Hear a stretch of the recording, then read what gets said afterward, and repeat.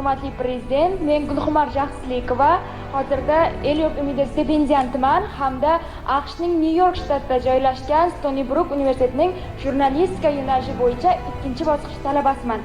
Bilasizmi, hurmatli prezident, bir paytlar Amerikada o'qiyman desam menga hech kim ishonishmagan.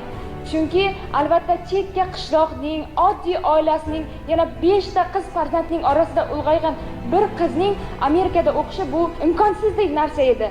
O'tgan hafta shu jurnalistika bitta professorimga Eliot Umidi haqida aytganimda dars jarayonida gap ketuvdi. Juda ham hayron qolgan. Shunaqangi ham mamlakat bormi? Hamma narsasi, hattoki ichib yeyishni, bu yoqqa kelish-ketishingizni qoplab beradigan mamlakat bormi?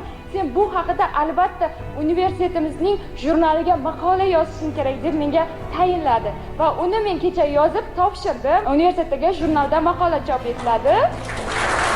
Hurmatli prezident, bizning jaslarga bergan izningiz hamda cheksiz imkoniyatlaringiz uchun butkul O'zbekiston hamda Qoraqalpog'iston jaslari adnan sizga cheksiz minnatdorchilik bildiraman. Gulxumar qizim, mana shunday jo'shqin, yuragi porloq Qoraqalpoq qizim bor ekan, men g'ururlanaman. Qizim, iloyim sizni baxtingizda kamolni ko'rish menga ham ota-onangizga o'xshab nasib qilsin.